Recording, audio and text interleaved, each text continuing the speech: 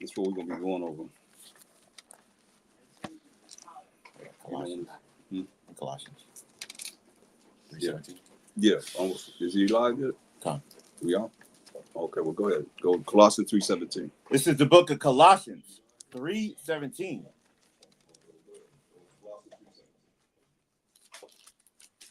Colossians 3:17. And whatsoever ye do in word or deed, do all Basham Mashiach Yahushai, giving thanks to the Most High and the Father, Basham Mashiach Yahushai. Right, so all that we say and do is going to be in the name of the Lord and Savior, Mashiach Yahushai. Khan. Give all praise and glory to the Most High Power, Abraham, Isaac, and Jacob. Jacob being the forefather of the 12 tribes of Israel, Judah, Benjamin, Levi, Simeon, Zebulun, Ephraim, Manasseh, Gad, Reuben, Naphtali, Asher, and Issachar. Khan. We are the Israelites. That's our, and happy Purim. Khan. Another day that we celebrating of getting the victory of our enemies. Just like they celebrate 4th of July. We got many of them, right? We got at least 4 during the year, our year, that we can celebrate. You notice I looked outside today, I was like, wow, it's a full moon. It's the 15th day of the 12th month, right?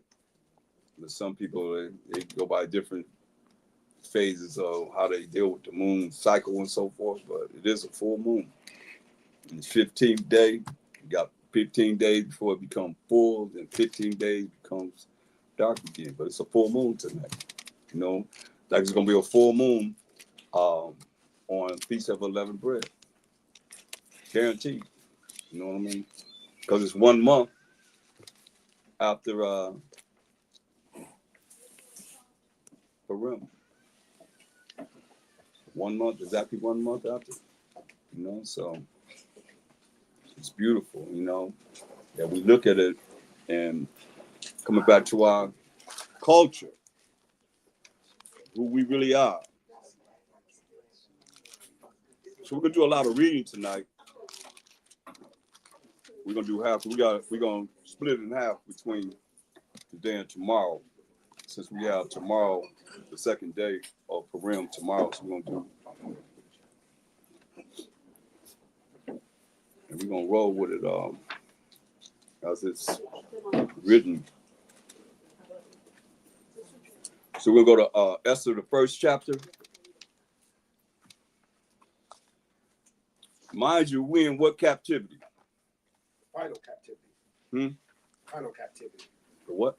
The final captivity. Oh, we are. Yeah, we are. But I mean, in Esther.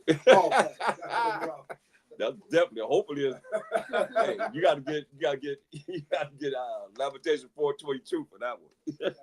For real. Lamentation 4:22 say the final captivity. I hope better be. Listen what it says here. You said that. Lamentations 4:22. Right.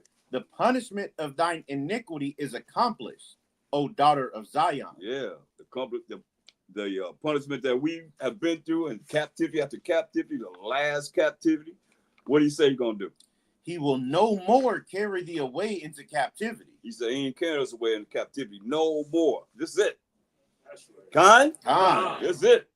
He said he will no more carry us away into captivity again. So now look what he says he's going to do. He will visit thine iniquity, O daughter of Edom. Who? O daughter of Edom. He said he's going to visit their iniquity, their wickedness. That's right. O daughter of Edom. So it makes sense that 2 Ezra 6:9 says, for Esau is the end of the world. Right? And Jacob is the beginning of it that followed. Correlating right with it, right? You see that? You gonna visit whose iniquity? He will visit thine iniquity, O daughter of Edom. You're gonna visit the iniquity of the Edomites. The superpower of earth in the last days. You're gonna visit their iniquity, their wickedness, their evil, and their what? Read. He will discover thy sins. You're gonna discover their sins. And it makes sense because who published the Bibles? They do. They do. Whose pictures in the Bible? Yeah. Yes, right? So hey, that's That's it. We ain't going to captivity no more. This is it. Con. We in Esther, we in the Persian and Mede captivity. You know, the Persian and Medes have us in captivity. So let's go to Esther, first chapter. The Persians have taken down the Babylonians. It was in Babylonian captivity how long? 70 years. Con. 70 years. So here we are in the Persian Mede captivity.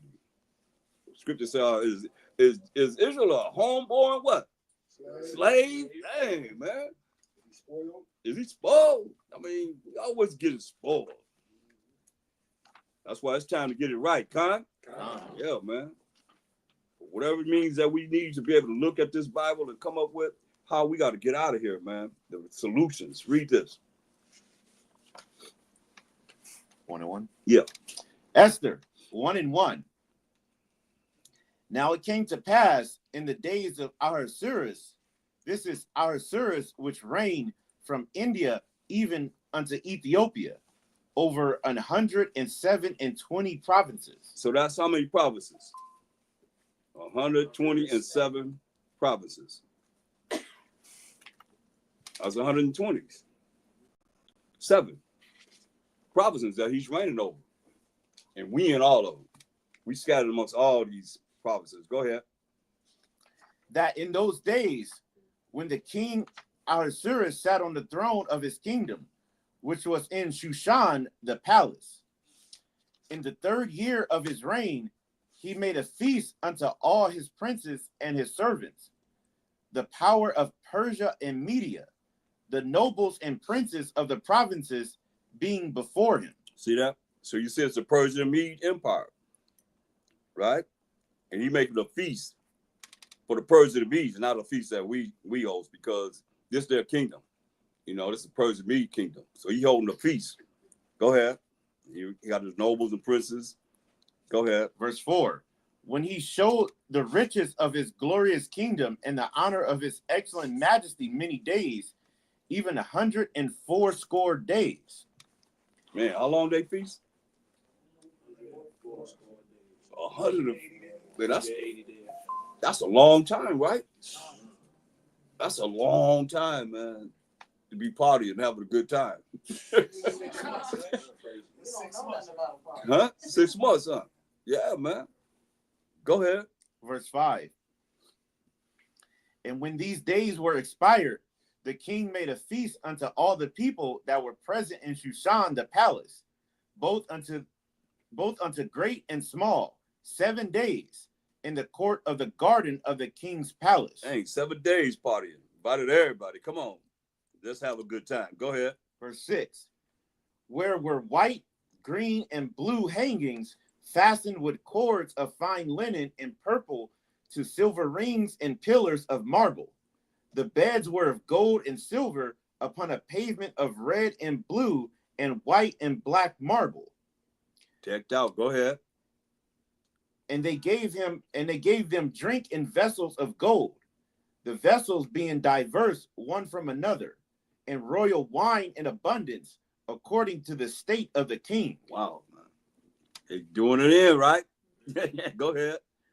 And the drinking was according to the law. None did compel, for the king had appointed to all the officers of his house that they should do according to every man's pleasure. Right. I mean, just do however you feel. Fulfill your pleasure. Have a good time. Go ahead. Here we go.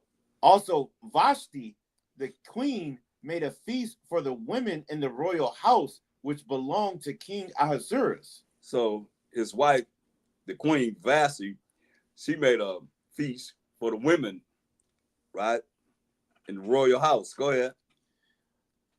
On the 7th day, when the heart of the king was merry with wine, he commanded Mehuman, Bistha, Harbona, Bigtha, and Abagtha, Zethar, and Carcass, the 7 chamberlains that served in the presence of Ahasuerus the king, to bring Vashti the queen before the king with the crown royal, to show the people and the princes her beauty, for she was fair to look on. Now, this Crown Royal wasn't talking about that Crown Royal they have in that bag that we that dick, that whiskey. They ain't talking about that. It's talking about that crown that she put on her head, right? Come on now. Yeah. But he said, bring my wife, man. Bring the queen, man, with her beautiful garments and her crown on her head so he could show her off, man. Because she was a beautiful woman. Go ahead. Verse 12. But the queen Vashti refused to come at the king's commandment. Go ahead. By his chamberlains. Mm-hmm. Therefore was the king very wroth, and his anger burned in him. Can you imagine that? That's embarrassing. He got everybody waiting for her to come. Tell Vashti to come. They didn't went to get her, and they got to come back and say, she ain't coming. Go ahead. Verse 13. Then the king said to the wise men, which knew the times, for so was the king's manner toward all that knew law and judgment. And the next unto him was Kashurna, Shethar, Admatha, Tarshish, Meres, Marcina, and Memucan, the 7 princes of Persia and Media, which saw the king's face, and which sat the first in the kingdom. Verse 15. What shall we do unto the queen Vashti according to law? Because she have not performed the commandment of the king Ahasuerus by the chamberlain. You know that? Here we say, what shall we do unto Queen Vashti according to the law? Why? Because she have not performed the commandment of the king or Ahasuerus by the chamberlains. So that they got a law. Even the heathen got laws concerning how women have to be, especially with the king. Go ahead. Check it out. Verse 16. And Memucan answered the king and the princes, Vashti the queen have not done wrong to the king only, but also to all the princes and to all the people that are in all the provinces of the king Ahasuerus. He said, hey, she ain't just doing wrong for you, man. Watch, it's gonna get deep, because he said, hey, she's doing wrong for all the people in the provinces. 127 provinces gonna find out about this. Go ahead. For this deed of the queen shall come abroad unto all women, so that they shall despise their husbands in their eyes, when it shall be reported. The king Ahasuerus commanded Vashti the queen to be brought in before him, but she came not. Wow, what they said. Women gonna get rebellious against their own husbands. Let you know they was in order. You see that? The women was in order. That's why he's saying the women gonna get out of order, finding out that Vashti doing this, and she already having that feast. You know, so you say they having a good time. The women having a good time. And here she is. Nah, what he say? He want me to come? Nah, I'm not going. Yeah, that's right. Stay there. You don't have to go. Answer them all. You just know they answer their own. You the queen. You ain't gotta listen to what he say. They say all the women gonna hear this. You find out that she ain't obey the king. You see, he already angry. That made him angry because he embarrassed. She embarrassing him by not coming. You know, go ahead. Verse 18. Likewise shall the ladies of Persia and Media say this day unto all the king's princes, which have heard of the deed of the queen. Thus shall there arise too much contempt and wrath. You know? He said, hey, these ladies gonna hear about this in our kingdom, and they're gonna go off, man. They're gonna be like, hey, they're gonna hear the deed of Queen Vashti, and they're gonna rise in contempt and wrath. That wrath is like, hey, somebody gonna be getting hurt behind this. Read. If it please the king, let there go a royal commandment from him, and let it be written among the laws of the Persians and the Medes, that it be not altered, that Vashti come no more before the king Ahasuerus, and let the king give her royal estate unto another that is better than she. Wow. What do you say? Let it be written. If it's written, you know, if it's written, it becomes law. Can't change it. That's why he's saying, let her be done away with and choose somebody else. Go ahead. He said, let it not be altered. See that? So whenever they wrote a decree, the king, you know, they had that signet ring. They put that signet ring on that. Whatever they say, it's law. Go ahead. Verse 20. And when the king's decree, which he shall make, shall be published throughout all his empire, for it is great. All the wives shall give to their husbands honor, both to great and small. You hear that? So when this is going to be published amongst all the 127 provinces, the purpose is that all the wives shall give to their husbands honor, both great, those that's living large, and those that's small, don't have much, poor, right? Let you know, even the nation got order of how things supposed to be. You know what I mean? As far as man and a woman. This order right here. And they saying, hey, we got to do this because if not, everybody going to, like he said, it's going to be what? Contempt and wrath. Go ahead. Verse 21. And the saying pleased the king and the princes, and the king did according to the word of Memucan. For he sent letters into all the king's provinces, into every province according to the writing thereof, into every people after their language, that every man should bear rule in his own house, and that it should be published according to the language of every people. Wow. That's every nation that's in his kingdom. Get Genesis 3:16. This for us. The Most High told us this. Now, these are heathen that's following something similar, just what the Most High told us. Read that. Genesis 3:16. Unto the woman he said, I will greatly multiply thy sorrow and thy conception. In sorrow thou shalt bring forth children, and thy desire shall be to thy husband, and he shall rule over thee. There it is. That's a judgment for the woman. Every woman. You know, that the Most High ordained. Why? Why the Most High tell first? That's the first judgment really given between a man and a woman. It was to Eve. Why? Nobody know why? Keep order. Keep order. Keep order. Yeah, put her in order, because why he tell her desire should be to her husband and he should rule over her. What she had already did. Huh? Yeah, she was just dealing with Satan, dealing with the devil, dealing with another man, listening to another man in her ear, saying, "You go, hey, look, you can eat of me, baby. You know, don't you see how I look? I'm you know, you're gonna be like gods. You're gonna be like, don't worry about Adam too. Y'all gonna be like gods, man. You know, y'all dealing with the Most High and the tree of life, but y'all, you know, don't listen to the Most High. You ain't gonna surely die." That was the first lie ever told. You know, I don't want to go deep to it, but I'm just saying he lied to her. That was the first lie ever told. And she went for it. They went for it. For what? For what? What do you offer her? It started with a P. Power. Power. Straight up. That's why the decree came down like it did. What did he tell Adam? What's the first thing he told Adam? Verse 17. Genesis 3:17. And unto Adam he said, because thou hast hearkened unto the voice of thy wife, and hast eaten of the tree of which I commanded thee, saying, thou shalt not eat of it. Cursed is the ground for thy sake. In sorrow shalt thou eat of it all the days of thy life. What's the first thing you told Adam?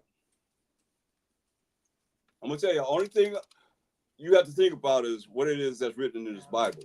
You ain't got to think all out of the box or whatever. I'm just asking questions to make sure you understand what you're reading and what's being said. That's it. Because he listened to his woman, Eve, right?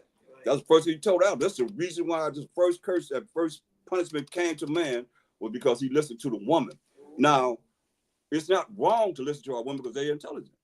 You just got to make the right decision according to what you know here, regardless. You know what I mean? Because you're going to be held accountable more so than them. You understand? Because they're the weaker vessel. We just got to make sure that we make the right decision. You can't, it ain't about just shutting them down because they're intelligent. They thinking way, right now, they probably listening, probably got something, they probably cooking this and they doing something else over here. They got to do this, they got to do that. They not like that. They not like us. Y'all not, women not like us. You know what I mean? Like, what you think about? Nothing. What you think about? You know, what I mean, we just chilling, right? But they got a lot of things going. Am I wrong, sister? Look, all I'm saying, yes. You know what I mean? They got a lot of things happening, man. So, and that's real. So we can take all those things, put it on the table, and make sure that we make the right decisions. That's what it's saying, because he listened to her and dealing with what? Hmm? Sin. Yeah, sin. Sin. Speak up, y'all. Be loud, right? Be loud, wrong. Don't matter. I mean, come on. It don't matter. I mean, we all in this together, you know. Don't trip on me. I don't make mistakes too. Shoot. We all gotta I'm gonna be loud too. But that's right, they sinned, you know. So that's what you're looking at here. It's like even in the heathen Persian and Media Empire, they still got that order. And the king gonna make that order to say just the way it is. You women gotta be this way. And the men said, hey man, if you let Vashti get away with this, man, hey, all the women gonna be out of order. This gonna keep them in order. You know, we're the last days, man. We gotta really look at how we gotta be in order. You know, get that to order in Corinthians 11:3. Come on. We got to look at this order because it's very important. It ain't never left. It's just a matter of how we got to really maintain it to the point where everybody's in order, man, together. Read that. 1 Corinthians 11:3. But I would have you know that the head of every man is Mashiach, and the head of the woman is the man, and the head of Mashiach Yahushai is the Most High. Come, you see that order? It's the Most High, Mashiach Yahushai, man, woman, and from this part is from the woman to the man to Mashiach Yahushai to the Most High, and for the woman go to children. You see what I'm saying? But it's going from the Most High to Mashiach Yahushai to the man to the woman, and from the woman she got to go through the man to a Mashiach Yahushai to the Most High. That's where it is. How you gonna break that order? But see, women think you can go from themselves to a Mashiach Yahushai to the Most High. Now that they have a man, you got to look at this. That order is always there. You see, that order is there. Now, a woman that don't have a man, then that's different. You see, but that woman that have a man, they gotta be together. That's togetherness. You know what I mean? And that's why I say if you break that, then your prayers could be hindered. You understand? You praying, but your prayers could be hindered because you're not in one. All right, I digress. Go back to Esther.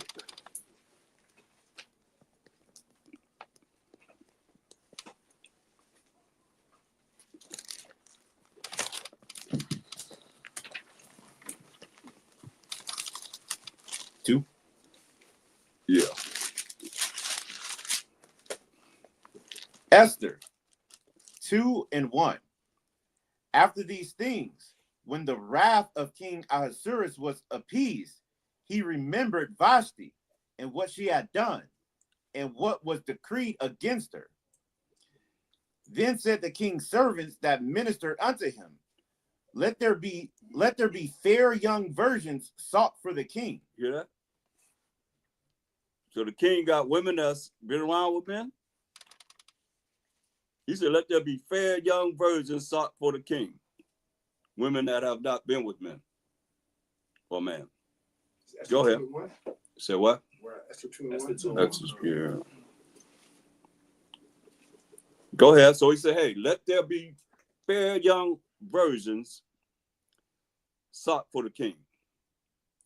Get rid of Vashti. Go ahead. Verse 3. And let the king appoint officers in all the provinces of his kingdom, that they may gather together all the fair young virgins unto Shushan the palace, to the house of the women, unto the custody of Hej the king's chamberlain, keeper of the women, and let their things be, and let their kings things like it, and let their things for purification be given them. So they got certain things that they're gonna have for purification to make their bodies,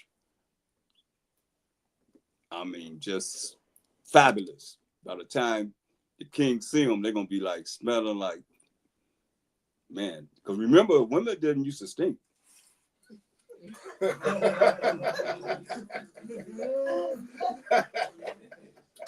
When I said something wrong. No, I mean, no, seriously. I mean, that's a curse that the Most High put upon them. Y'all know that, right? Yeah. Everybody know that, right? Everybody know about that? Okay. Bring that verse out. Con. In the hair, you know? Go ahead. Esther 2 and 4. And let the maiden which pleaseth the king be queen instead of Vashti. And the thing pleased the king. Yeah. And he like did that. so. He said he liked that. Okay. Because you got to look at it. He was, you know, he been drinking, so he's already got an attitude. He got his brothers looking at him like, man, what's up, man? You gonna let the woman not come to you? You the king. You know how we are. You know how the nations are, I'll say. You know, it ain't us, it's them. But you know how that could be. Especially when you're looking at the women hearing about this already, and they out of order. They gonna probably already start getting out of order. What you say? Ain't gotta do that.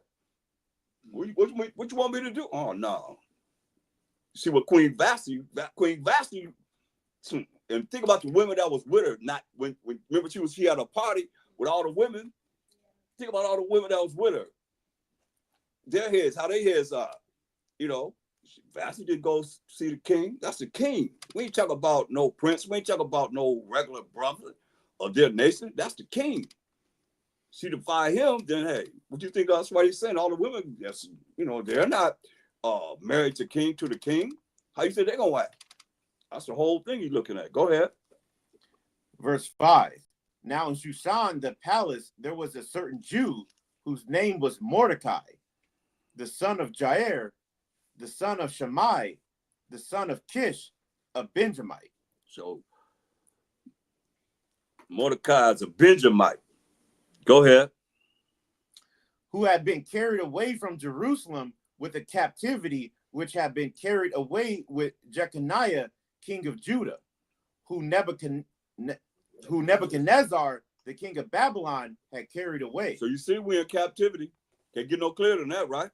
Mordecai's in captivity. We're in captivity. The Israelites, read. And he brought up Hadassah, that is Esther, his uncle's daughter, for she had neither father nor mother, and the maid was fair and beautiful, whom Mordecai, when her father and mother were dead, took for his own daughter. So what was Mordecai to Esther? No. What was brothers? What was Mordecai to Esther? Told y'all the women, they answering. Come on, brothers. What was Mordecai to Esther? Y'all women be quiet. Baba Kushad. Okay. Huh? Cousin. Cousin. All right. The water.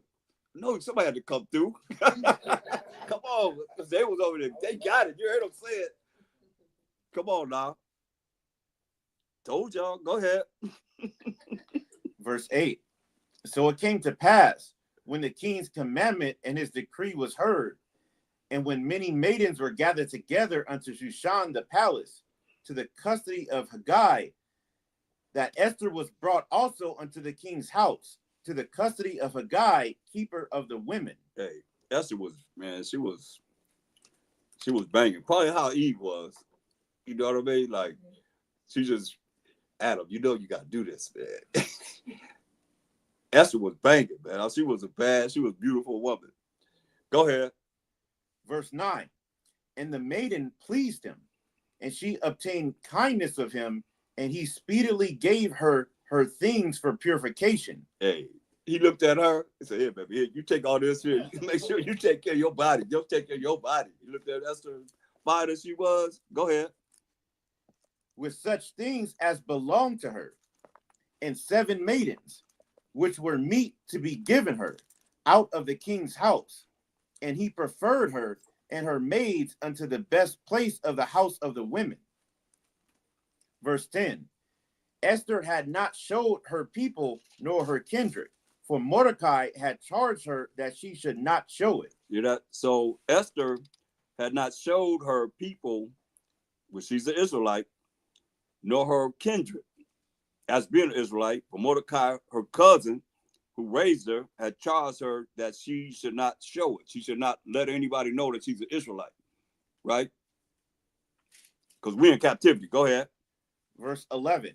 And Mordecai walked every day before the court of the women's house to know how Esther did and what should become of her. So Mordecai's looking out for her. He's walking every day in the court of the women, want to know what's going on with Esther. Go ahead, his cousin that he raised. Go ahead. And Now, that's a beautiful thing. You know, her father and mother died, and the first cousin, take you in and, you know, raise you. That's beautiful, man. That's really powerful, man. You know, that's love. Go ahead. verse 12. Now, when every maid's turn was come to go into King Ahasuerus, after that she had been 12 months, according to the manner of the women, for so were the days of their purifications accomplished, to wit, 6 months with oil of myrrh, and 6 months with sweet odors, and with other things for the purifying of the women. Hear that? A whole year of purifying your bodies. The woman just purified her body for a whole year. The best of the best oils, and man, 6 months with oil of myrrh, and 6 months with sweet odors, and with other things for the purifying of the woman for a whole year. Y'all hear this? That's a long time. Every day, 24/7, you just purifying yourself. Man, go ahead. Smell better than the rose when you see her, huh? Just illuminated out there like, whoa, go ahead. Verse 13. Then thus came every maiden unto the king.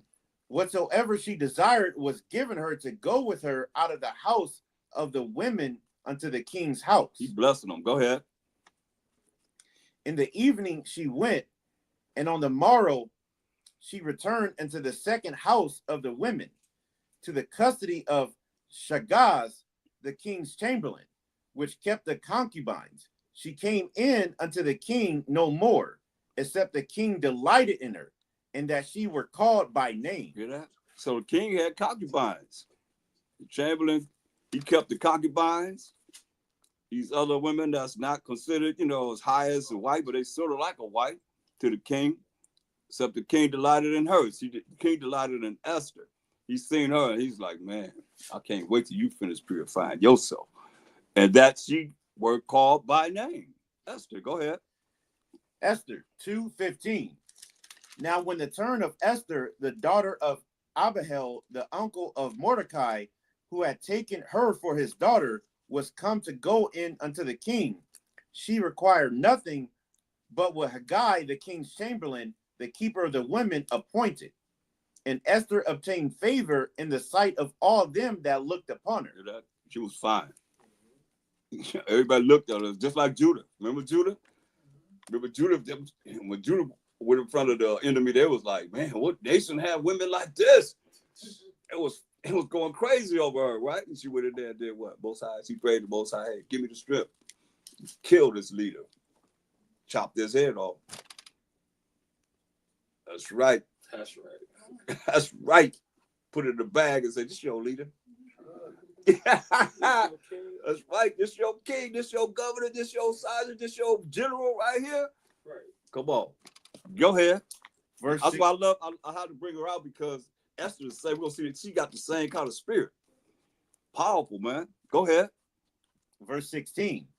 So Esther was taken unto King Ahasuerus into his house royal in the 10th month, which is the month Tebeth, in the 7th year of his reign. So that's the 10th month. What month we in now? 12 months. 12th month. So that's 2 months before we dealing with, you know, what's going to happen. Go ahead.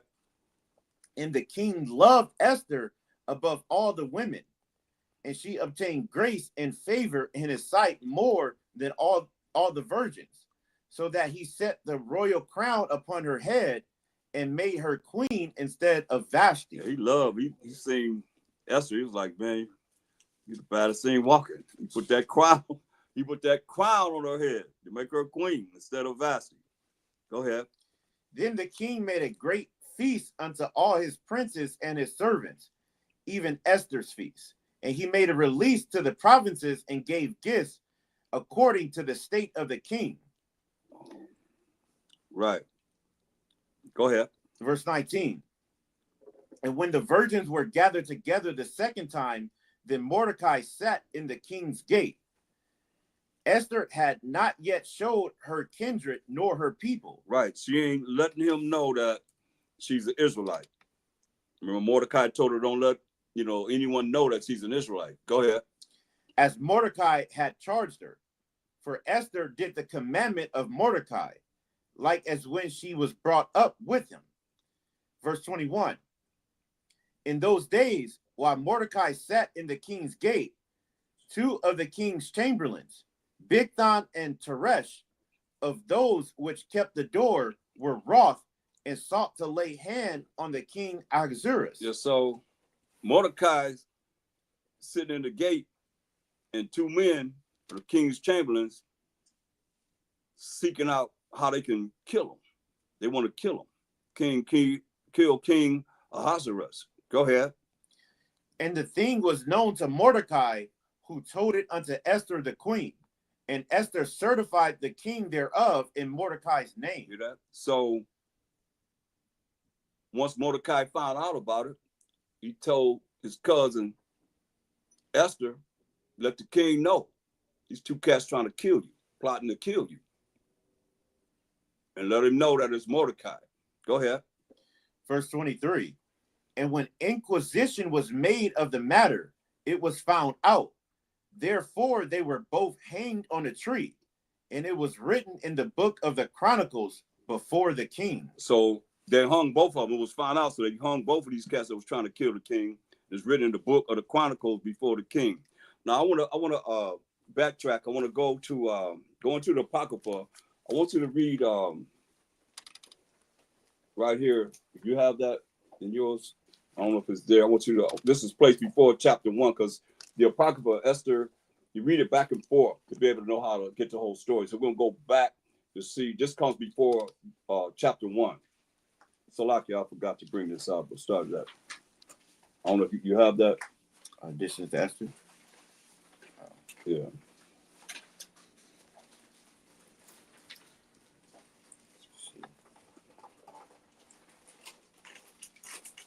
What chapter is it? Oh, it starts on 10. No, it starts right here. It's like placed in the Greek before chapter 1 of the Hebrew. We're supposed to read that first. I just forgot about it because I was thinking about 3 and 13. I don't have that. Okay, read that then. Let's read it. Let's read that all the way up to there. So it's on. Tell it. Everybody have the Cambridge University Press Apocrypha, the red one. Yeah. Okay, well, tell them what page it's on. 55. 55. Okay. We start at the bottom paragraphs where it says. Read what it says. What chapter or verse, please? It's not a chapter. It's after. See, the Apocrypha and the Bible go together. As we do Esther, you read so much. This goes like before. Read what it says so you can see what the title is. Because it's going to be like you have certain parts that's this is before we start. I should have read this first, but we're going to read it now. All right, this is the rest of the chapters of Book of Esther, page 55 in the what is it, Cambridge University Press. Cambridge University Press. Apocrypha. It's right here. Yeah. All right. Placed in the Greek before chapter 1 of the Hebrew. Y'all see that? Everybody see that? Is at the bottom. Yeah. Okay. Go ahead. In the second year of the reign of Artaxerxes the Great, in the first day of the month Nisan, Mordecai, the son of Jairus, the son of Shammai, the son of Sisai of the tribe of Benjamin, had a dream, who was a Jew and dwelt in the city of Susa, a great man being a servitor in the king's court. He was also one of the captives, which Nebuchadnezzar, the king of Babylon, carried from Jerusalem with Jeconiah, king of Judea. And this was his dream. Behold, a noise of a tumult with thunder and earthquakes and uproar in the land. And behold, two great dragons came forth ready to fight, and their cry was great. And at their cry, all nations were prepared to battle, that they might fight against the righteous people. And lo, a day of darkness and obscurity, tribulation and anguish, affliction and great uproar upon the earth. And the whole righteous nation was troubled, fearing their own evils, and were ready to perish.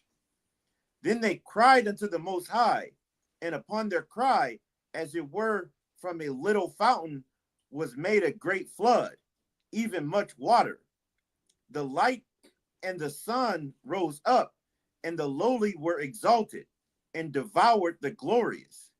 Now when Mordecai, who had seen this dream, and what the Most High had determined to do, was awake, he bare this dream in mind, and until night by all means was desirous to know it. That's it. Right there. Read all the way to there. Okay. And Mordecai took his rest in the court with Gabbatha and Thara, the two eunuchs of the king and keepers of the palace. And he heard their devices and searched out their purposes, and learned that they were about to lay hands upon Artaxerxes the king. And so he certified the king of them.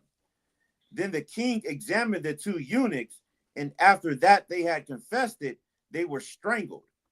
And the king made a record of these things, and Mordecai also wrote thereof.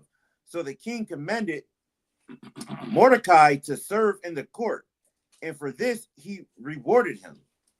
Howbeit, Haman, the son of Amadathus. Okay, wait, that's too far. Because he don't really know. He don't really know. When we read there, we went a little further, but go back to Esther, the second chapter and verse 23. So you know that these two cats were trying to kill him, and see how it coincides with the Apocrypha. They talking about the Apocrypha is not canon, not real. You see how it coincides just what we just read with the Apocrypha in the Hebrew. Read that.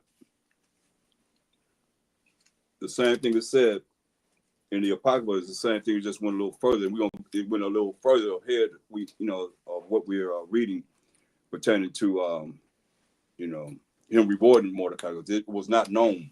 He didn't know that was Mordecai. You see, we're gonna see that he's gonna realize that it was Mordecai eventually. But read that. Esther 2 and read 22 and 23. Esther 2 and 22. And the thing was known to Mordecai, who told it unto Esther the queen. And Esther certified the king thereof in Mordecai's name. And when inquisition was made of the matter, it was found out. Therefore they were both hanged on a tree, and it was written in the book of the Chronicles before the king. Okay, so that's right along with what we've seen in the rest of the chapters of the book of Esther in the Apocrypha, where it says, and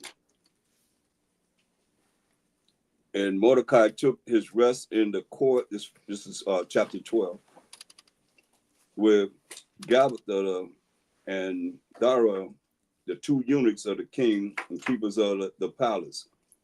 And he heard their devices and searched out their purposes. These ones want to kill the king, and learned that they were about to lay hands upon Artaxerxes, the king. And so he certified the king of them. Let the king know. Then the king, remember how he let the king know? The answer is from what we read already. How did the king find out? Women, please don't say anything. Because y'all be on it. Come on, brothers. Esther, right. Esther told him. Kind. All right. give him a little time, you know. Give him a little time. Come on, brother. This reminds me of old, boy. Woo, man. I said it. So it says, then the king examined the 2 eunuchs, and after that, they had confessed it, they were strangled. Okay.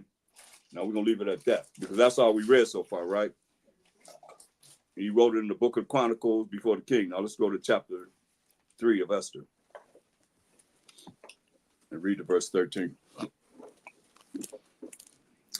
Esther 3:1. After these things did King Ahasuerus promote Haman, the son of Hammedatha, the Agagite, and advanced him, and set his seat above all the princes that were with him. This dude, so Haman, the son of Hammedatha, the Agagite, he's Edomite, Amalek. Get Genesis 36:1. He's Amalek.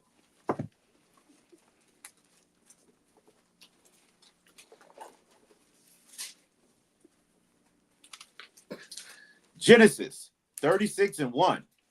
Now these are the generations of Esau, who is Edom. Verse 8. Genesis 36:8. So Esau is Edom, means red. Go ahead. Thus dwelt Esau in Mount Seir. Esau is Edom. So Esau is Edom, right? Okay, you got to go to verse 12. Genesis 36:12. Mm-hmm. So we know, everybody know who Esau is, Khan? Okay, go ahead. Verse 12. And Timnah was concubine to Eliphaz, Esau's son. So Eliphaz was Esau's son, and Timnah was concubine to Eliphaz, Esau's son. Still dealing with Esau. Go ahead. And she bare to Eliphaz Amalek. Who? And she bare to Eliphaz Amalek. Amalek, right? Go ahead. That's it. These were the sons of Adah, Esau's wife. So I'm here because Eliphaz bare Amalek, right? And as a nation, it became what? The Edomites. No, Amalekites. Amalekites. Amalekites. Everybody, y'all see this? This is his son, his descendant. It's about Esau's son. No, it's his grandson. His grandson. Yeah. So now go to 1 Samuel 15:8. Remember, Haman is what? Agag, right? Agag. So let's see who Agag is. 15:8. Yeah. 1 Samuel 15:8. 15:8. 1 Samuel. Well, let's go up a little bit so you see this is where King Saul was told to go kill Amalek. Y'all know the story, right? He was told to go kill Amalek, take him out. You know, that's why he lost the kingdom.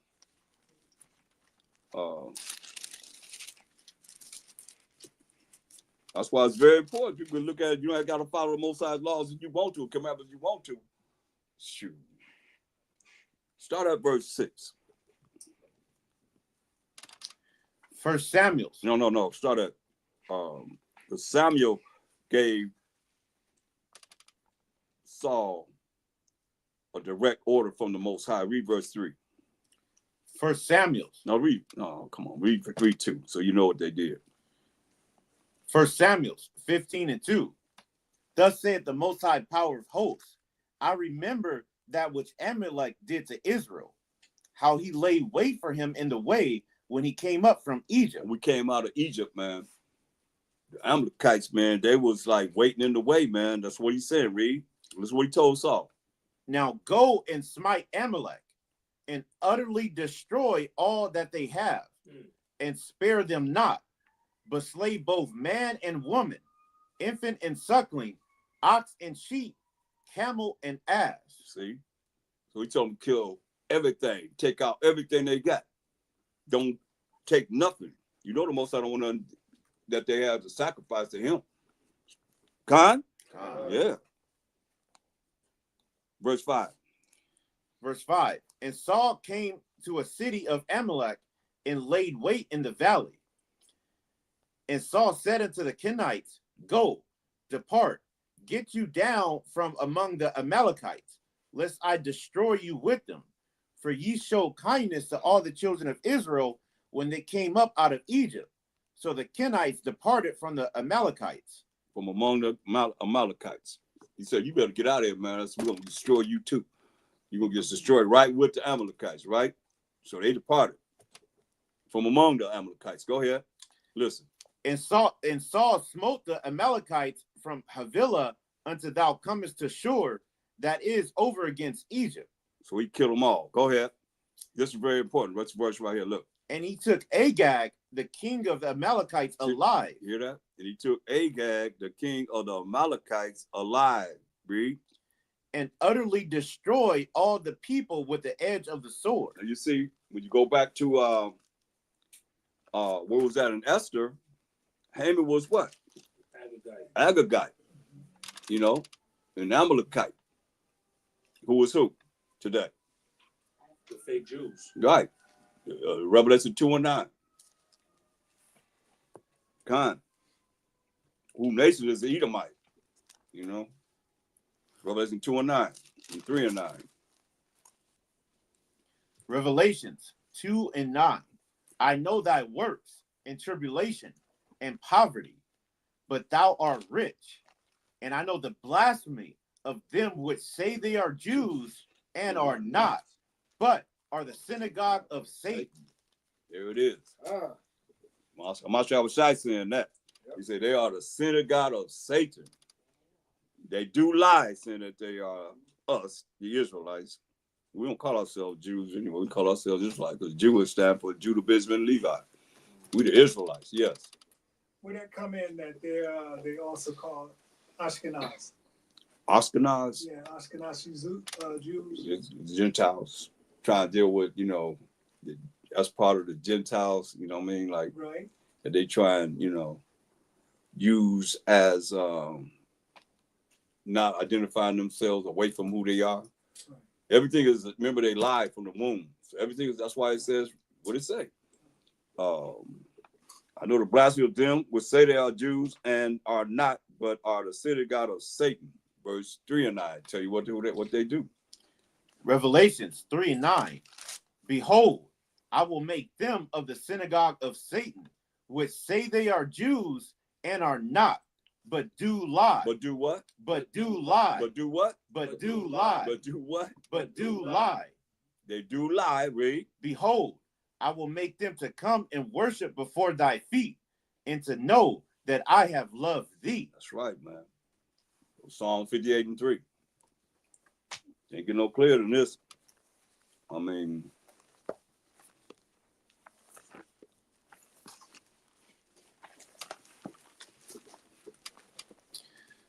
Psalms 58 and 3. The wicked are estranged from the womb. They go astray as soon as they be born, speaking lies. Speaking what? Speaking lies. Speaking lies, you see? So, I mean, aren't they the Most High? Who put that picture in the Bible say they're the Most High? They do. Yep. Who say Mashiach Yahushua? Don't they got a new movie out or some kind of series called The House of David or something like that? Huh? I can put it on right so I can see it. House of David, right? They got it. I mean, they got look, this little weakling little dude took a rocket and just hit Goliath. I mean, it don't even look real. You see? I mean, oh, there it is. Right there. There it is. See, House of David. Yeah. They got it featured. Yeah. The first thing. See? That's what I'm saying. You know, it's always them. So is that the truth or that's a lie? That's a lie, right? That's what they do, man. So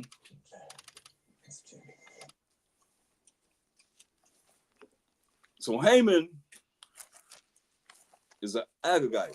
And what the Most High said in Exodus 17 and 16.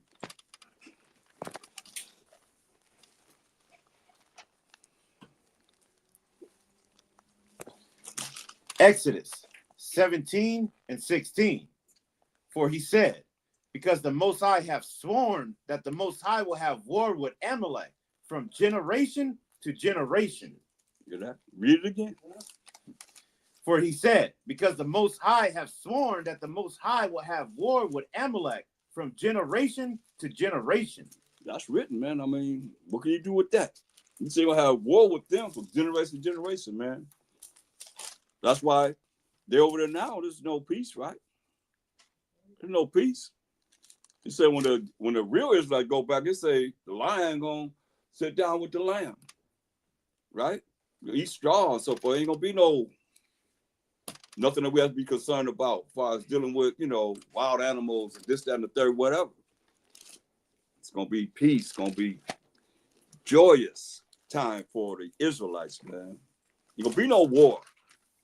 Look, man, they said they shot 350 missiles on the Sabbath on Israel, Iran. 350, that's a lot of missiles, man. They said the more than they ever been bombarded with. Iran shot at Israel? Yeah, 350. That was this weekend on the Sabbath. Yeah. Right. What you say, gonna have war with Amalek? Fine. It is what it is. I mean, hey, let's go back to Esther. So you say Haman is what? What nation? Agagite, which is Amalek. Which is Esau. Kind. Which are the Edomites. There you go. Right. I'm gonna make sure to answer this question. Y'all dealing with it. Bam. That's right. Come on, let's go. Esther 3:1. And after these things did King Ahasuerus promote Haman the Hamadatha the Agagite and advanced him and set his seat above all the princes that were with him. And all the king's servants that were in the king's gate bowed in reverence Haman, for the king had so commanded concerning him. But Mordecai bowed not, nor did him reverence. That's right. Go out, get out, Mordecai. Everybody bowing down to this Edomite, Haman, because this is. You look at, go to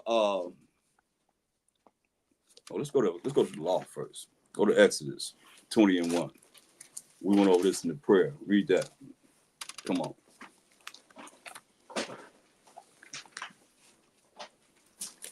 Exodus 20:1.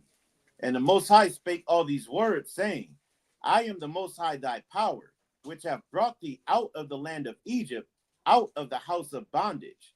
So Egypt means bondage, captivity, slavery, and bondage. Go ahead. Thou shalt have no other gods before me. No other gods or idols before the Most High. Read. Thou shalt not make unto thee any graven image or any likeness of anything that is in heaven above, or that is in the earth beneath, or that is in the water under the earth. That's right. Nothing tangible that we can see, man, because Most High is a what? An invisible power. Read. What he tell us? This is very important because people be looking at this, that, the third, whatever you can see with your eyes, but the important thing is what he's saying here. Read. Thou shalt not bow down thyself to them, nor serve them. For I, the Most High, thy power, am a jealous power, visiting the iniquity of the fathers upon the children unto the third and fourth generation of them that hate me. You see? That's what the Most High told us in the law. Read verse 6. And showing mercy unto thousands of them that love me and keep my commandments. There it is, man. So what does Mordecai do? He's going to keep the commandments. And this Haman, he want everybody to bow down to him. That's why you look at Psalms 83rd chapter. Go right along with their spirit, man.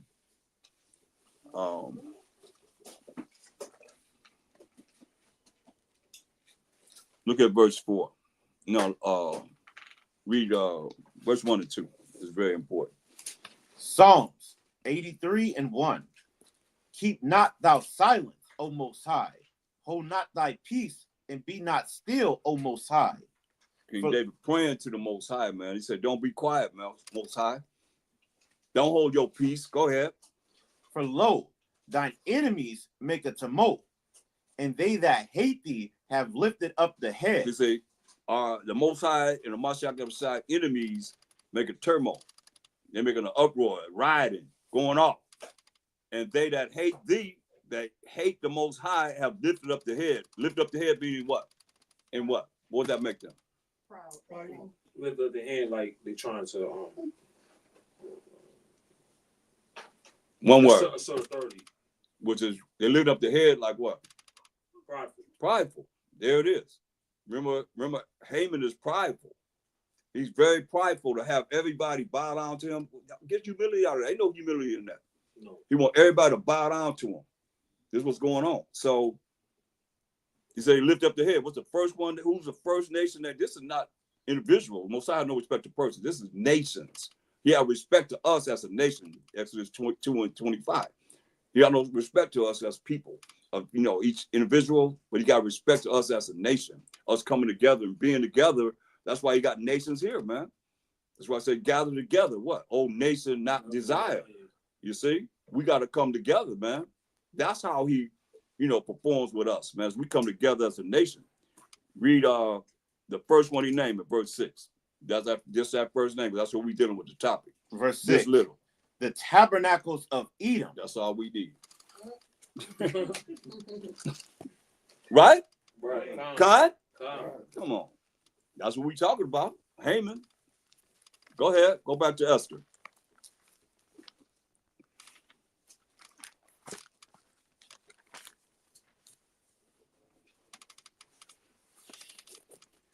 Esther 3 and 2.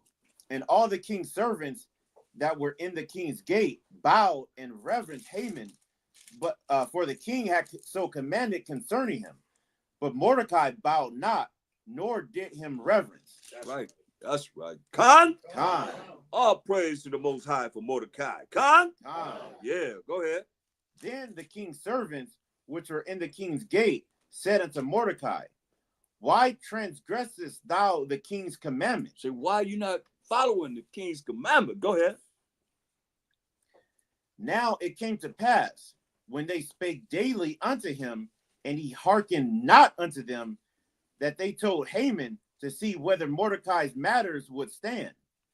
For he had told them that he was a Jew. Yeah. We're going to see if his words going to stand, man. He told him he was a Jew. But he's what? Of the tribe of what? Benjamin. You know that we all, Benjamin, Judah, Benjamin, Levi together. We all call it Jews. Go ahead. And when Haman saw that Mordecai bowed not, nor did him reverence, then was Haman full of wrath. He got an attitude about that. You ain't bowing down to me. You know who I am? The king in order that everybody bow to me. And you ain't going to bow down to me? Who you think you are? Check it out. Read. And he thought scorn to lay hands on Mordecai alone, for they had showed him the people of Mordecai. Wherefore Haman sought to destroy all the Jews that were throughout the whole kingdom of Ahasuerus, even the people of Mordecai. You know, that's 127 provinces, man. He's going to kill all of us. Because we all scattered amongst these provinces, right? He had a decree. He want to kill everybody, not only Mordecai. And that's that hatred that we went over last night. Khan? Yeah, go ahead. Verse 7. In the first month, that is the month Nisan, in the 12th year of King Ahasuerus, they cast pur, that is the lot, before Haman from day to day. That's throwing them dice. When we gonna get it? When we gonna do this? They throwing the dice. When we gonna do it? Not this month, because there's something going on. They got this going on. This month they're gonna be together and all. They want to make sure we can just go in there and catch them unawares. Go ahead. Before Haman from day to day and from month to month, to the 12th month, that is the month Adar. So now it's in the 12th month, which Esther been the queen how long?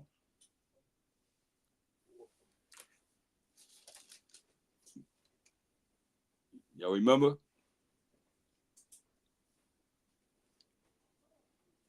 2 months. 2 months. 2 months. Remember, she the 10th month. That's 10th month, right? That's when, you know, she was chosen. So it's been 2 months. Go ahead. All this happened in 2 months. Can you imagine that? She been living her life cool with her and Mordecai, living cool. The next you know, hey, she chosen as the queen. She going up in there, and they a decree come out, they gonna kill us. Go ahead. This is what it's gonna come out to be. Read. Verse 8.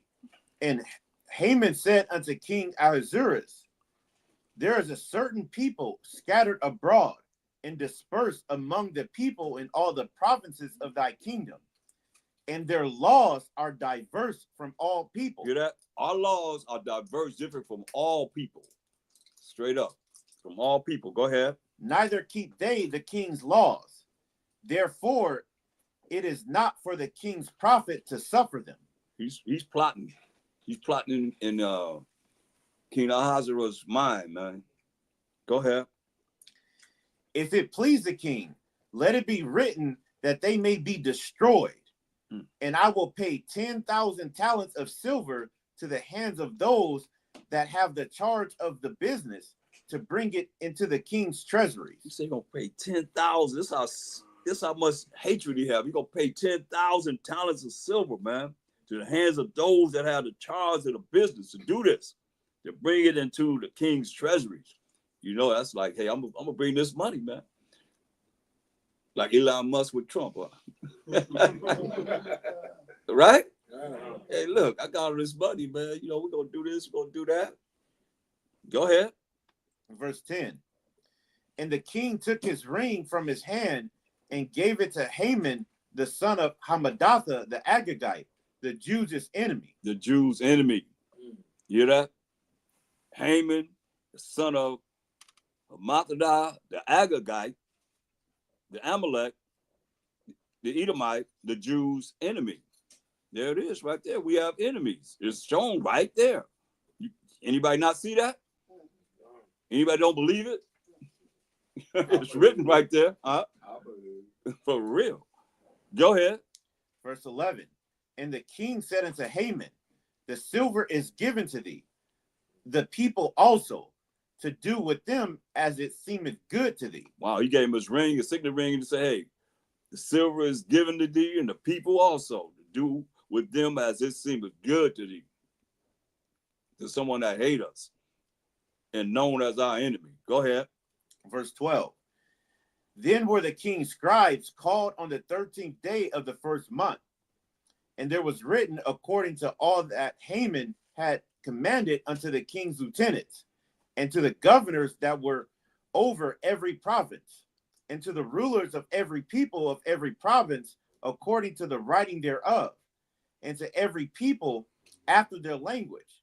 In the name of King Ahasuerus was it written, and sealed with the king's ring. See, that's what I said, that signet ring, man. They had that ring, they put in that ink, and they once he put that ring in that piece of paper, man, it's sealed. You can't disannul it. Verse 13. Verse 13. And the letters were sent by post into all the king's provinces to destroy, to kill, and to cause to perish all Jews, both young and old, little children and women, in one day, even upon the 13th day of the 12th month, which is the month Adar, and to take the spoil of them for a prey. Here we are, man. They said kill all the Jews. And rob them. And rob them, right? They gave everything they got, right? Because you know we had some things, man. Or they wouldn't we'd take the spoil of them for a prey. We ain't have nothing. But nothing to take, right? They looking at us, man. They checking us out, man. They destroyed, killed, and caused to perish all Jews. The decree went out. Now we're going to go to the Apocrypha on the same page on 55. And I want you to start reading chapter 13, placed in the Greek after chapter 3:13 of the Hebrew. It's at the bottom. You have that? Yeah, I got it. Okay. Where you want? Sorry. Right here. Chapter 13? Yeah. The copy of the letters? Yeah. Sorry. Additions to Esther 13. The copy of the letters was this. The great king Artaxerxes writeth these things to the princes and governors that are under him from India unto Ethiopia in 107 and 20 provinces. After that, I became ruler over many nations and had dominion over the whole world, not lifted up with presumption of my authority, but carrying myself always with equity and mildness. I purpose to settle my subjects continually in a quiet life and making my kingdom peaceable and open for passage to the utmost coast to renew peace, which is desired of all men. Now, when I asked my counselors how this might be brought to pass, Haman, the excelled in it says Haman, but that's Haman. You know, they just got an Haman. That's still Haman, who was an Amalekite of the Edomite nation. Go ahead. And it's Artaxerxes, the Ahasuerus, Yeah. same time. Verse 3. Now, when I asked my counselors how this might be brought to pass, Haman, that excelled in wisdom among us and was approved for his constant goodwill and steadfast fidelity, and had the honor of the second place in the kingdom. See, it's like we just read, you know, kingdom exalted him. He had the second place in the kingdom, like Joseph had the second place under Pharaoh. Go ahead. Declared unto us that in all nations throughout the world there was scattered a certain malicious people that had laws contrary to all nations and continually despised the commandments of kings, so as the uniting of our kingdoms honorably intended by us cannot go forward. That's right, man. Our laws are different than all the nations. You hear that? Malicious people. Malicious mean you angry without a cause. We had a cause to be angry. Like we got a cause to be angry now. Come on. The way you've been treated. Go ahead. Verse 5. Seeing then, we understand that this people alone is continually in opposition unto all men, deferring in the strange manner of their laws, and evil affected to our state, working all the mischief they can, that our kingdom may not be firmly established.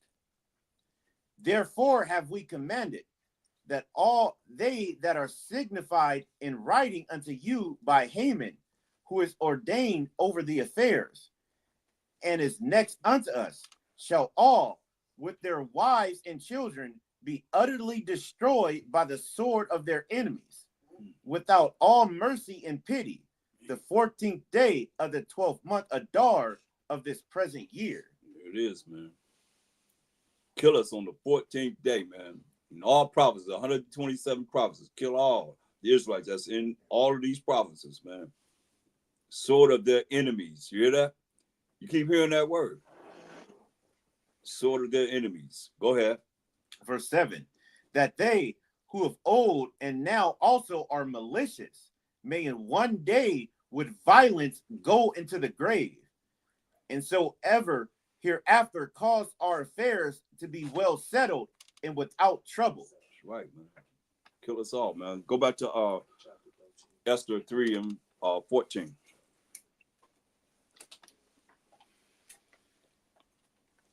Esther 3 and 14.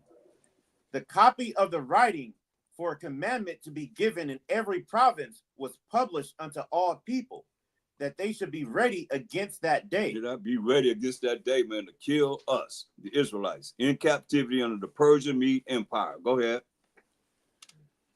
Verse 15. The post went out, being hastened by the king's commandment, and the decree was given in Shushan the palace. And the king and Haman sat down to drink, but the city Shushan was perplexed. Right, man. They sent this decree out to all 127 provinces, man, that on this special day, man, they're going to kill us, put us to death. Go ahead, chapter 4. Esther 4:1. When Mordecai perceived all that was done, Mordecai rent his clothes and put on sackcloth with ashes and went out into the midst of the city and cried with a loud and bitter cry. Man, he put that sackcloth, ashes on himself, went out to the midst of the city, man, and started just hollering and screaming. Go ahead. Verse 2. And the sackcloth is for humility. Go ahead. And came even before the king's gate, for none might enter into the king's gate clothed with sackcloth. Okay, coming to the king's gate looking raggedy. You got to be looking choice when you come to the king's gate. Go ahead. Verse 3. And in every province, whithersoever the king's commandment and his decree came, there was great mourning among the Jews, and fasting, and weeping, and wailing, and many lay in sackcloth and ashes. So you see, this is humility. With the sackcloth, put the ashes on our bodies, man, and weep, crying, and wailing to the Most High, like we went over last night, the solution, right? We told the Most High we have sinned, and we cried to the Most High. What we have to do as a nation right now, man, you got to get off your high horse, man, and become humble and cry to the Most High. Cause we ain't got no power, but the Most High. Who the power? That's right. How's the power? Who's the power? How was the power? That's right. Who's the power? How was the power? How is the power? How is the power, man? You know, until we really look at how we have to get closer to him and what we got to do to make him feel us instead of us feeling like we already there, we ain't there. We got to look at how we got to please him. For real. I mean, this is really real. I mean, when we come back to the Most High, he feel that desire to say, oh, wow, y'all really care about me. Somebody really care about me. Enough of us care about him for him to, that's the only time he brought us out of captivity. Just what they're doing now, they cried and weep to him.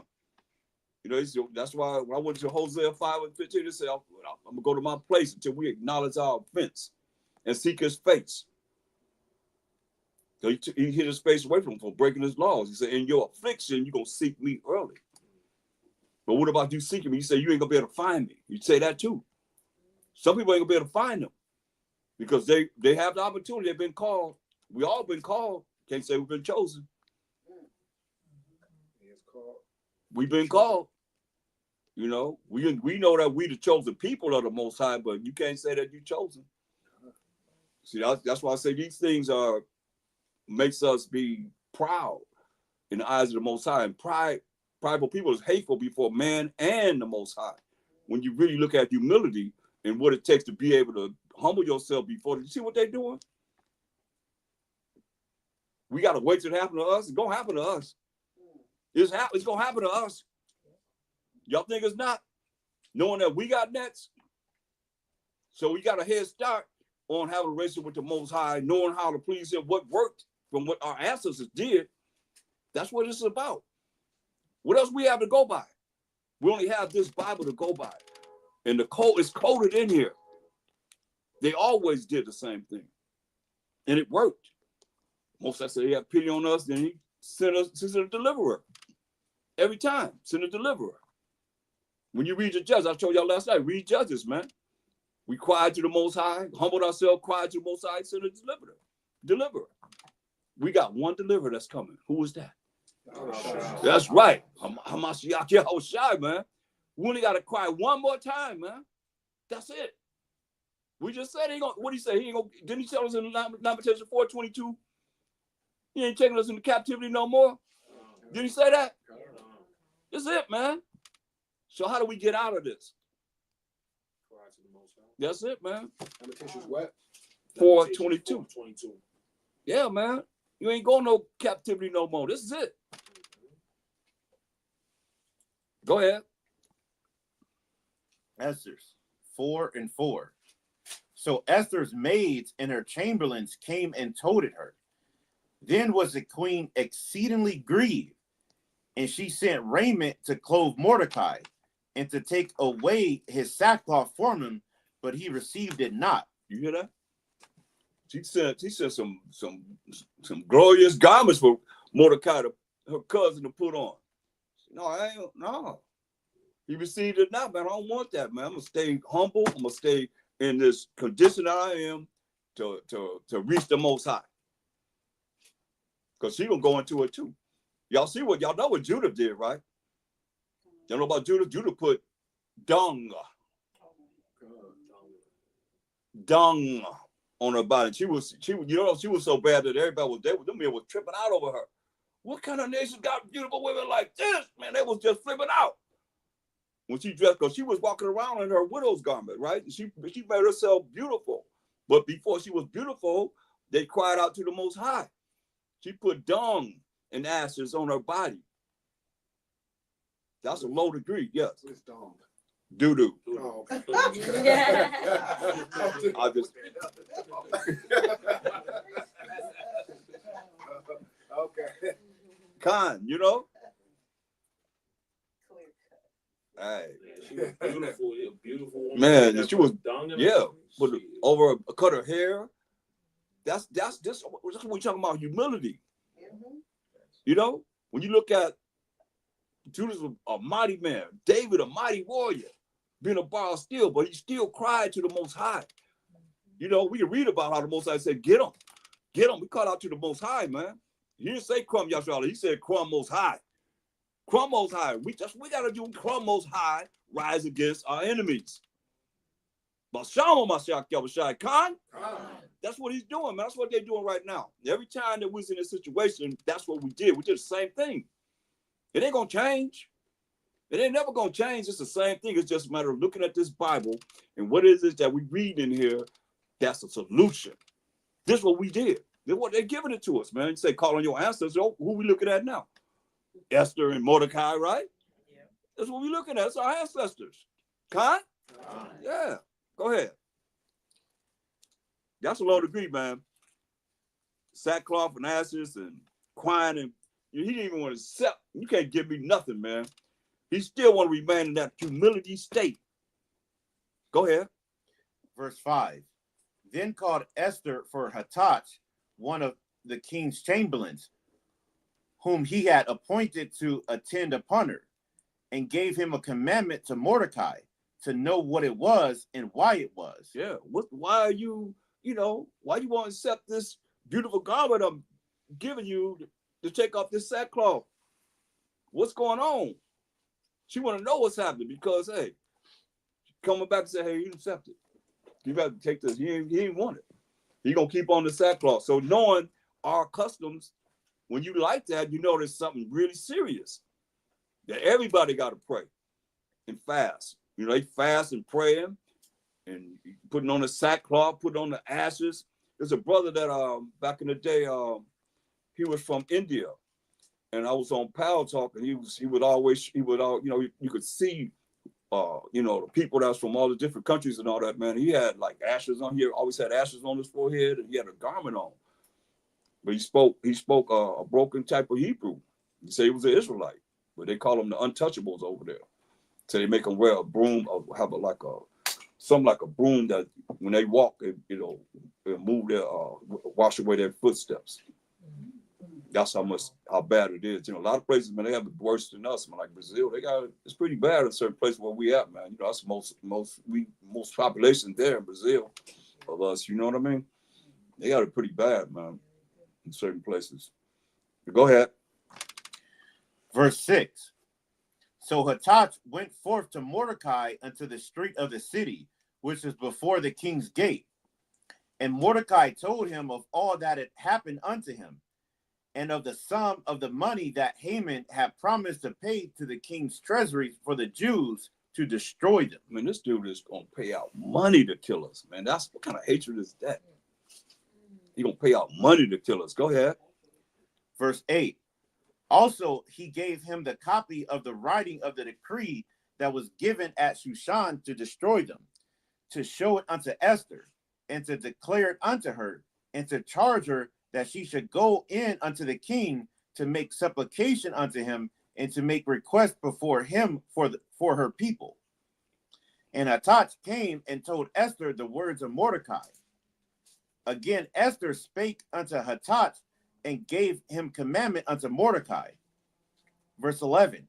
All the king's servants and the people of the king's provinces do know that whosoever, whether man or woman, shall come into the king into the inner court, who is not called, there is one law of his to put him to death, except such to whom the king shall hold out the golden scepter, that he may live.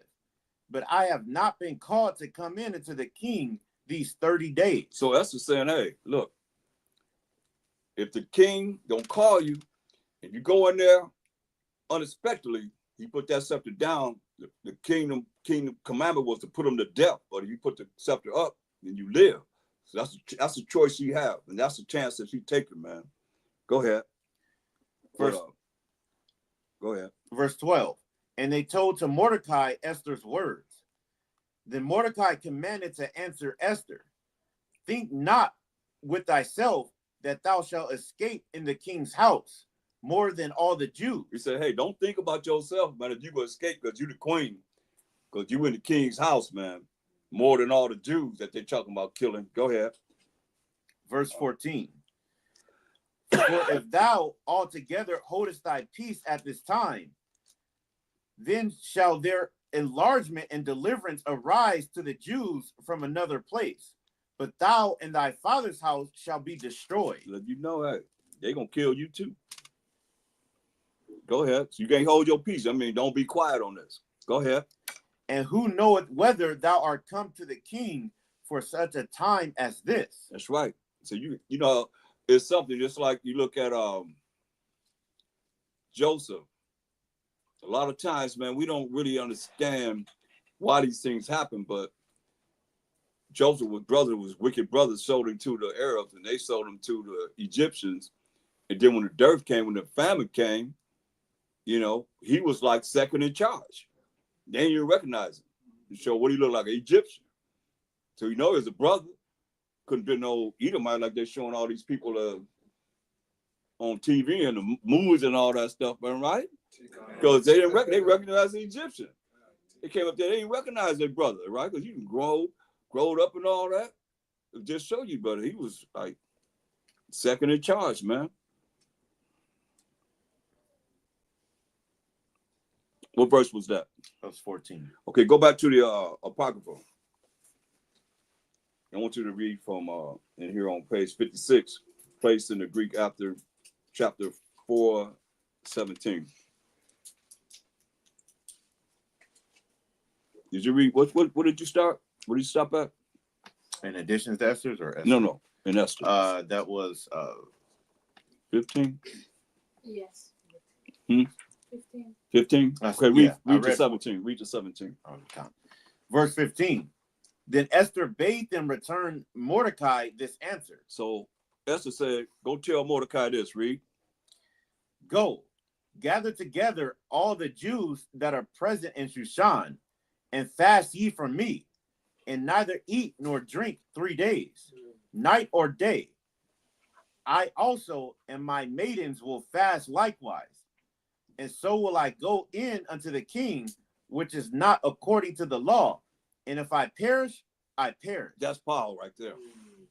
She's telling everybody to fast for 3 days and 3 nights and don't eat anything. That's no water in nothing. No water, no drink, nothing. 3 days. He said her and her maiden's gonna fast. That's the same. It said, and says she gonna go into the king where he haven't called her in 30 days. And she said, if I perish, I perish. If he kill me, if he put the scepter down, they're going to kill her. Because he didn't call her, depending on what type of attitude he had, right? He put the scepter down, they're going to kill her. To show you how powerful she was. He said, if I perish, if I die, I die. That's power right there. Go ahead. Verse 17. So Mordecai went his way and did according to all that Esther had commanded him. So, you know, Adam was told what? Because you listen to that woman. But you see here, like I told y'all, you got to listen to what they say and make the right decision. You see how she was very intelligent, right? Mordecai following what he said. Now let's go to the Apocrypha in 4:17. Placed in the Hebrew Greek after chapter 4:17 of the Hebrew. It's on page 56 in the Right. We're looking right at here. The chapter that it's in. 13.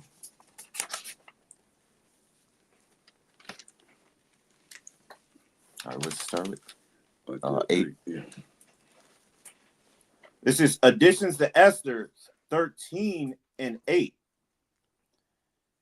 Then Mordecai thought upon all the works of the Most High and made his prayer unto him. So now this Mordecai praying. These are solutions that could work for us if you spiritual.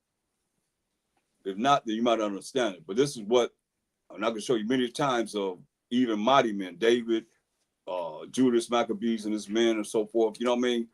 How he's praying for deliverance, man, especially for wartime. And we in wartime. We in wartime, man, for real. If you don't see it yet, it's coming. For real, man. I know they blew up my car. I know that. Stole my stuff. So I know it is what it is, man. It's time to really wake up, man, and just know what time it is. Get closer to the Most High, man. For real. Read this. Additions to Esther 13 and 9, saying, O Most High, the King Almighty, for the whole world is in thy power.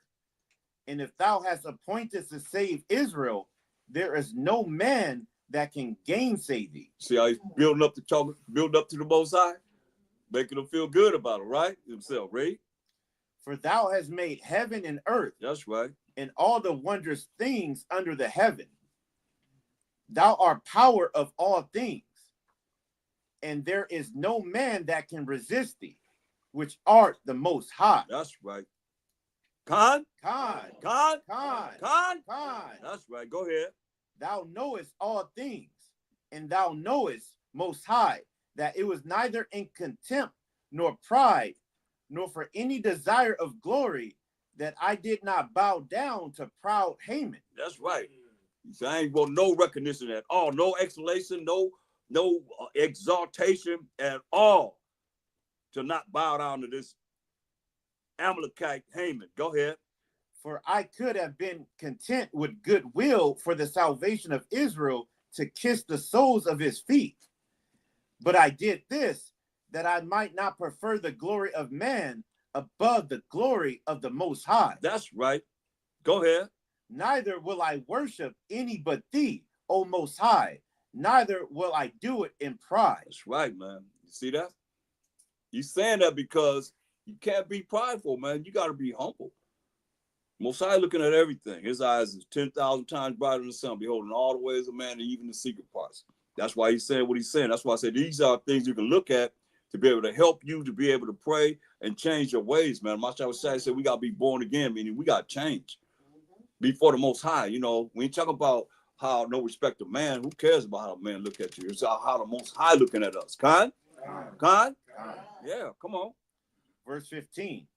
And now, O Most High Power and King, spare thy people, for their eyes are upon us to bring us to naught. Yeah, we could pray this right now. Go ahead.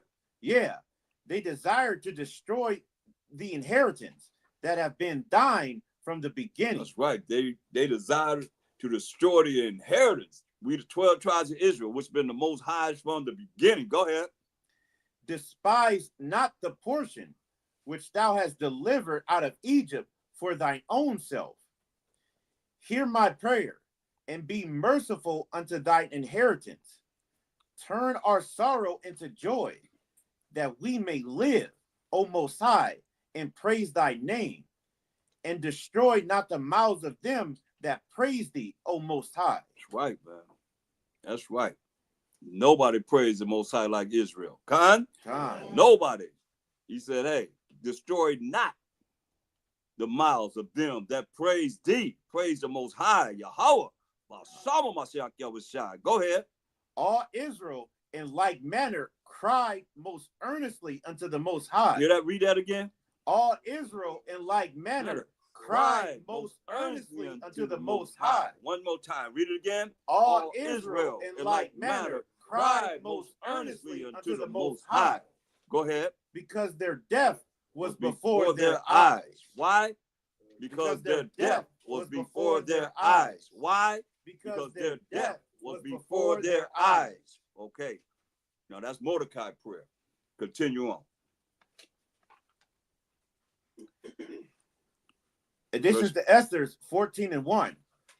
Queen Esther also, being in fear of death, resorted unto the Most High. That's right. Like we gotta always resort to the Most High. Not man, but ain't no man gonna save us. Deuteronomy 28 and 29 say that, right? Go ahead. And laid away her glorious apparel, and put on the garments of anguish and mourning, and instead of precious ointment, check out what she did. You know she's beautiful as ever. Look what she did. She covered her head with ashes and dung. Oh, y'all heard that? Y'all see it? She did what? She covered her head with ashes and dung. What's dung? Doo-doo. That's right. Go ahead.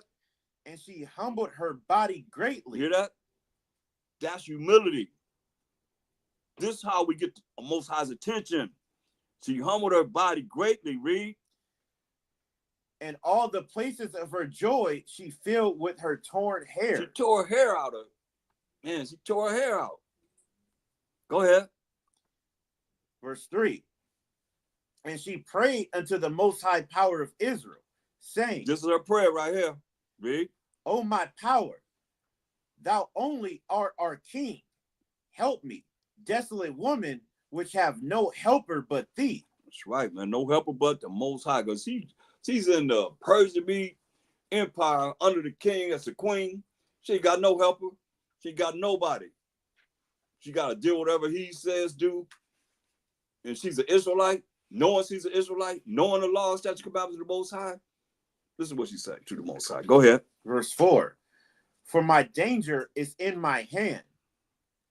From my youth up, I have heard in the tribe of my family that thou, O Most High, tookest Israel from among all people, and our fathers from all their predecessors for a perpetual inheritance. And thou hast performed whatsoever thou didst promise them. No, you see what she says? Is for my danger is in mine hand. What was her danger?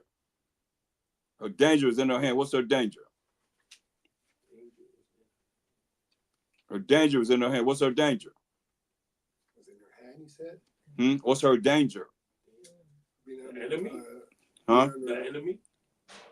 Yeah, the enemy. No, it's not the enemy. Yeah, she said her danger is in her hand. In her hand.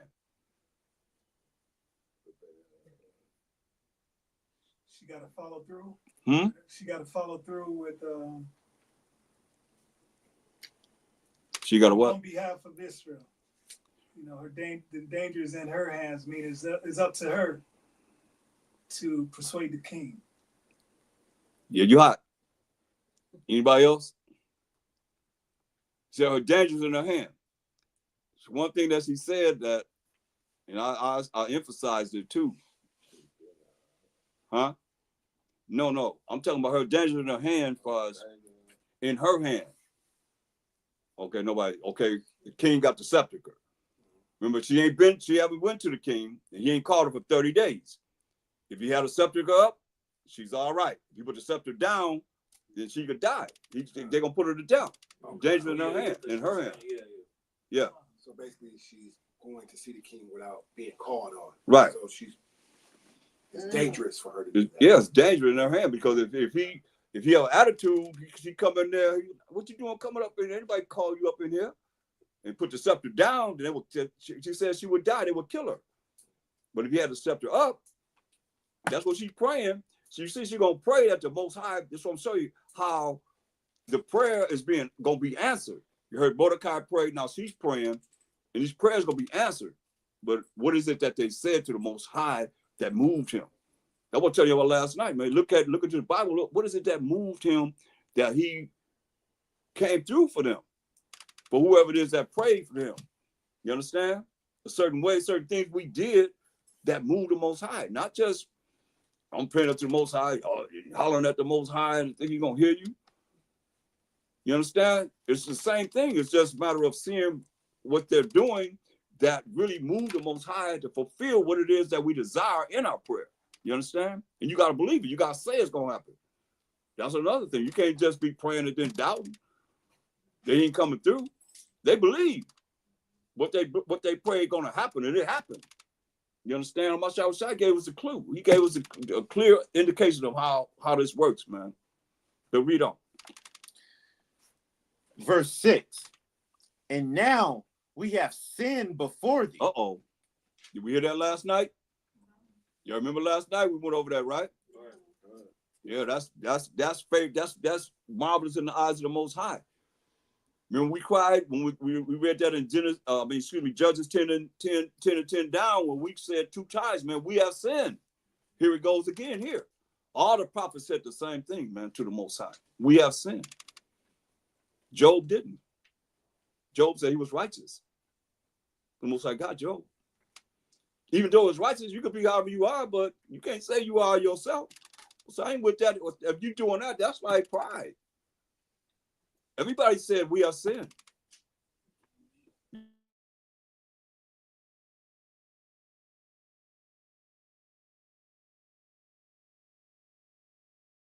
This what works. This was marvelous in the eyes of the Most High.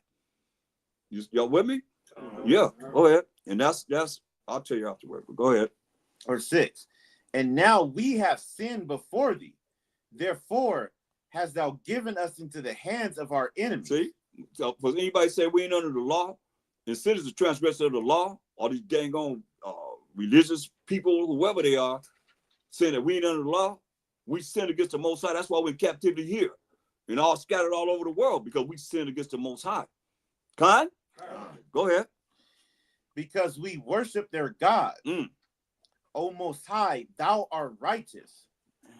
Nevertheless, it satisfied them not that we are in bitter captivity, but they have stricken hands with their idols, that they will abolish the thing that thou with thy mouth hast ordained, and destroy thine inheritance, and stop the mouth of them that praise thee, and quench the glory of thy house and of thine altar, and open the mouths of the heathen to set forth the praises of the idols, and to magnify a fleshly king forever. O Most High, give not thy scepter unto them that be nothing, and let them not laugh at our fall. And let them not laugh at our fall, but turn their device upon themselves, and make him an example that have begun this against us. That's right. Make Haman an example, man. All them that be what? Nothing. That's what it says in that's pretty tight. Isaiah 40 and 17, man. I mean, read that. Isaiah 40 and 17. And O Most High, give not thy scepter unto them that be nothing. Come on. That's powerful.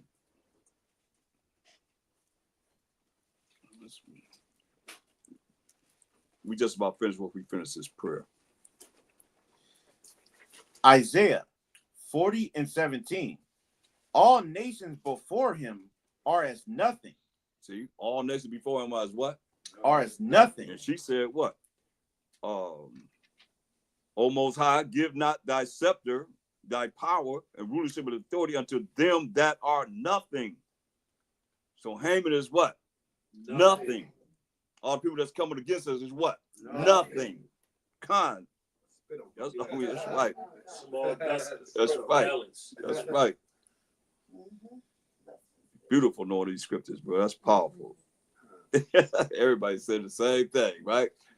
That's right. Go back to our prayer. Verse 11. O Most High, give not thy scepter unto them that be nothing, and let them not laugh at our fall, but turn their device upon themselves, and make him an example that have begun this against us. That's right. Make him an example, man. Turn their advice against their own self. Let them fall in the pit that they done set for us. Go ahead. Remember, O Most High, make thyself known in time of our affliction, and give me boldness, O King of the nations, and power of all power.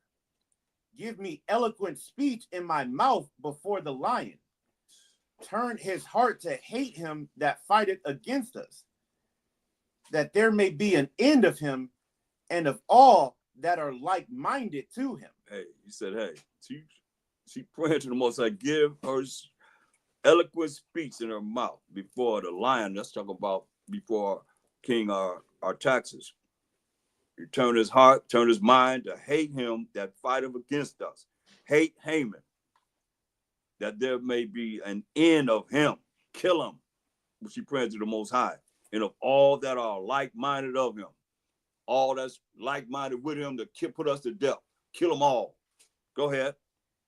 But deliver us with thine hand, and help me that am desolate, and which have no other help but thee. That's right, man.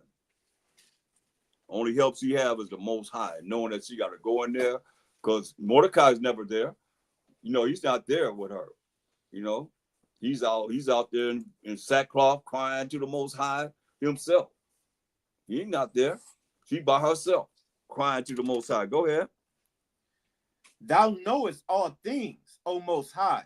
Thou knowest that I hate the glory of the unrighteous, and abhor the bed of the uncircumcised, and of all the heathen. Hear that?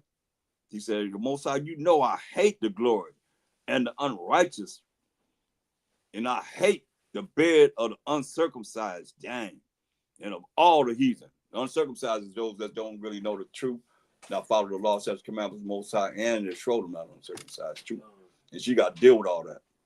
You know, go ahead, because we circumcise our boys on the 8th day. Con? Not the heathen, though. Go ahead. Verse 16. Thou knowest my necessity, for I abhor the sign of my high estate, which is upon my head in the days wherein I show myself, and I abhor it as a menstruous rag, and that I wear it not when I am private by myself. That's how much he said she hate wearing that crown on her head, that crown royal. She said, I hate it. She said, I abhorred it. Like a menstrual cloth, man. Dang, rag. Y'all the women know what that's about. Man, that's she saying something there, huh? That's like putting it really down. Like she don't like it at all. And saying, I wear it not when I am private by myself. See, I don't wear that when I'm private by myself. I'm by myself, forget that. Go ahead. And that thine handmaid have not eaten at Haman's table, and that I have not greatly esteemed the king's feast, nor drunk the wine of the drink offering. Hear that? She said, hey, I'm eating what I'm supposed to eat according to the dietary law. Because, you know, they eat anything. He can eat anything. We can't. She said, I ain't never ate at his table. Go ahead. Neither had thine handmaid any joy since the day that I was brought hither to this present, but in thee, O most high power of Abraham. Wow. She said, I had no joy since I've been brought in this place, man. He ordained me as queen, but only the most high power of Abraham. Go ahead. O thou mighty power above all, hear the voice of the forlorn, and deliver us out of the hands of the mischievous, and deliver me out of my fears. That's right, man. All praise to the Most High. That's her prayer, man. Con? Con. All right. That's right, man. All praise. So we're going to stop right there. We're going to cover the next part tomorrow. We got to come back tomorrow. We'll cover the next part tomorrow. Any questions, any comments? Everybody cool? Everybody all right? All right. We're going to send up the prayers to Water for being online. When I say Krum Most High, Krum Mashiach Yahushua, and Krum Yashua Allah, we're out.